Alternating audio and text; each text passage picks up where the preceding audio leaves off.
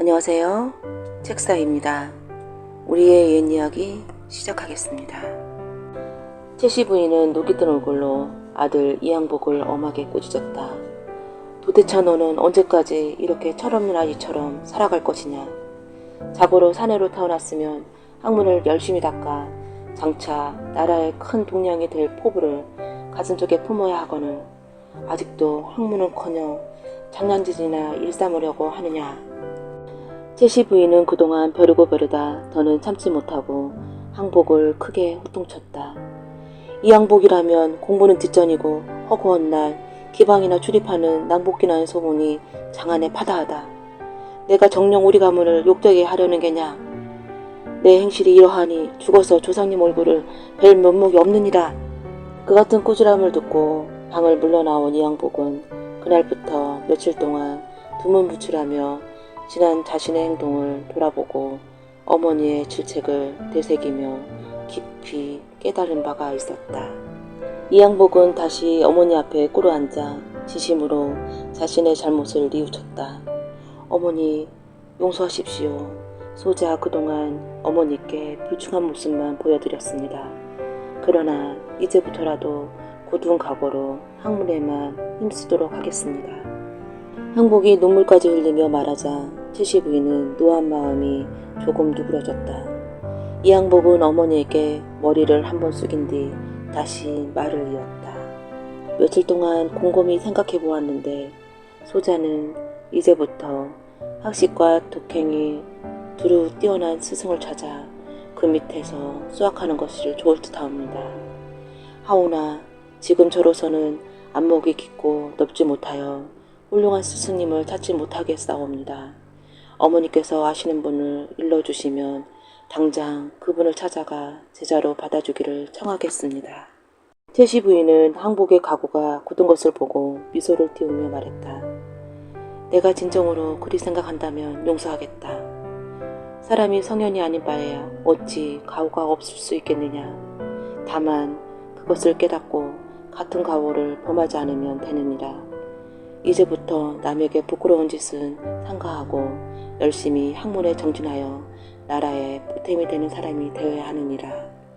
채씨 부인은 아들의 손을 잡고 부드럽게 다독이며 말했다. 그리고 스승을 찾으려는 내 생각이 그뜩하구나. 허나 늘 규중에만 있던 내가 바깥 일을 제대로 알겠느냐. 다만 내 아버지와 여러 어른들이 하시는 말씀을 잠깐 들으니 율곡 이일한 분이 성품이 어질고 학문도 깊다고 하더구나. 태계 선생이 세상을 떠난 지금 그분을 따를 사람이 없다고 하더구나. 많은 젊은이들이 그분 밑에서 학문을 닦는다고 하니 너도 찾아가 배움을 청해 보려무나. 알겠습니다 어머니. 다음 날 이양복은 의관을 갖추고 율곡의 집으로 향했다. 가는 길에 그는 율곡이 대학자인지 확인해 보려고 사람들에게 물어보니 그야말로 율곡에 대한 칭송이 대단했다. 그러나 이양복은 의구심이 가라앉지 않았다. 아무리 명성이 높아도 사람들 말만으로는 알 수가 없어. 겉으로는 공자맹자 줄줄 읊어도 실상은 아무것도 모르는 이가 허다하지 않는가. 게다가 글깨나 읽는다는 학자들도 벼슬길에 오르면 세도가의 집 앞에서 머리를 굽신거리느나 여념이 없는 법인데 율곡 선생이 그 명성에 합당한 인물인지 확인해 보아야 할 텐데 무슨 방법이 없을까? 잠시 생각에 잠기던 이양복은 이내 입가에 기묘한 미소를 띄웠다. 그는 장난기 어린 웃음을 한번 터뜨리고는 빠른 걸음으로 율곡의 집으로 갔다. 이양복이 들어서자 그들의 시선이 일제히 그에게 집중되었다. 이양복은 보란듯이 율곡이 있는 방으로 들어가 큰 절을 올린 뒤 무릎을 꿇고 말했다. 소생 이양복이라 하옵니다. 비록 지난날 한문을 도외시하고 못된 일만 일삼다가 비로소 잘못을 뉘우치고 이제라도 교명하신 선생님 밑에서 학문에 전념하고자 하옵니다. 부디 저를 너그럽게 받아주신다면 소생 열심히 학문에 정진하여 그 은혜를 보답하겠습니다. 율곡은 따뜻한 미소를 지으며 이양복을 바라보았다. 이양복이라 했는가? 네. 자네 이름은 익히 들어 알고 있네. 남봉부리로 유명하다. 들었네. 송과합니다. 한바탕 파한대소를 한 율곡은 이양복을 찬찬히 뜯어보며 말했다. 난 그저 자네보다 나이가 많을 뿐 덕이 깊지도 않고 아는 것도 많지 않네. 허나 자네가 묻는 것이 있으면 성심성의껏 답해줄 테이니 어려워하지 말고 친숙하게 대하게. 율곡이 한양 사람들이라면 모르는 이가 없는 천하의 남봉꾼 이양복을 받아들이자 그 자리에 있던 사람들은 크게 놀라며 한마디씩 하느라 자죽은 곧 소랑스럽게 웅성거렸다. 그러자 이양복은 주위를 한번 둘러보고는 율곡에게 말했다. 하오면 선생님, 처음 뵙는 자리에서 무례하다 생각하실지 모르겠습니다만 소생이 여태껏 풀지 못하고 품어온 의문 하나가 있기에 감히 여쭤보려고 합니다. 말해보게. 내가 아는 데까지 대답해 주겠네. 율곡은 한껏 부드러운 어조로 대답했다. 이제껏 제가 기방을 드나들면서 늘 품어온 의문 한 가지가 있사옵니다. 사람의 생식기를 일러 남자아이의 그것을 자지라고 하고 여자아이의 그것을 보지라고 하다가 어린이 되면 각각 명칭이 남자는 조, 여자는 시부로 변하는 까닭을 무엇인지 참으로 궁금하옵니다. 소생은 아둔하여 알 수 없으니 선생님께서 명쾌하게 가르쳐 주십시오. 이양복이 대학자 앞에서 이렇듯 당돌하고도 회개한 질문을 하자 거기에 모인 문화생들은 눈이 동그래지며 아연질색을 했다. 그러나 율곡 선생은 크게 웃음을 터뜨렸다. 아니, 자넨 지금까지 그것도 모르면서 기방을 드나들었단 말인가? 잘 듣게. 우선 여자의 보지는 걸어다녀야 감춰진다는 뜻의 보장지라는 말이 잘못 발음된 것이요. 남자의 자지는 앉아야 감춰진다는 뜻의 자장지를 잘못 발음한 것일세. 또한 족과 씹은 별다른 뜻이 있는 것이 아니라 다만 말을 쪼아 스팔습을 뜻하는 것일세. 이제 알겠는가? 율곡은 태연하게 대답하고는 다시 한번 호탕하게 웃음을 터뜨렸다.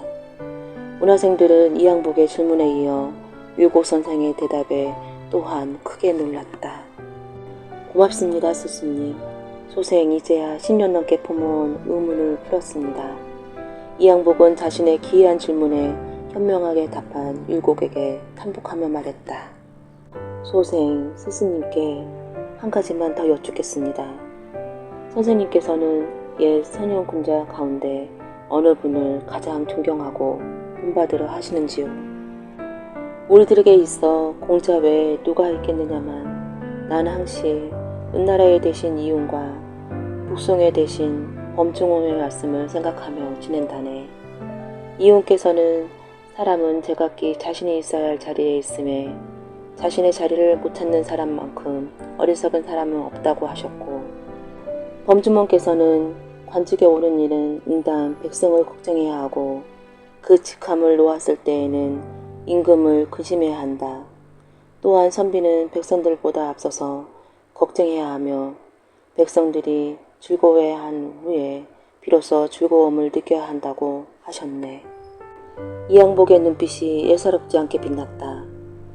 20양명을 위해 학문하는 것은 당연하나 백성을 다스리는 자리에 있는 사람은 나보다 남을 위하는 마음과 신념이 있어야 한다. 자네가 만일 백성을 다스리고자 한다면 이분들의 말씀을 항시 유념하여 따라야 할 것이다. 민심은 곧 천심이요 백성이 없는 나라가 무슨 소용이 있겠는가. 이 점 잊지 말도록 하거라. 이양복은 율곡 앞에 엎드려 큰절을 올렸다. 선생님, 지금 하신 말씀 항시 명심하며 학문에 임하겠습니다. 선생님은 제가 만난 어떤 분보다도 훌륭하시며 학문에 조예가 깊으십니다. 선생님의 문화생이 된 것을 무한한 영광으로 알고 성심성의껏 학문에 임하겠습니다. 이양복은 흡족한 마음으로 집에 돌아와 어머니께 말씀드렸다. 어머니, 과연 율곡 선생님은 명현이셨습니다. 학문도 학문이거니와 너그럽고 나라와 백성을 사랑하는 마음 또한 깊은 분이셨습니다. 이양복은 그때부터 일체 기방 출입을 삼가하고 율곡의 문화생이 되어 학문을 수련하는 데 정진했다. 그러나 이양복의 타고난 장난기는 벼슬길에 오른 후에도 여전하여 포복도주할 일화들을 생애 곳곳에 남겼다.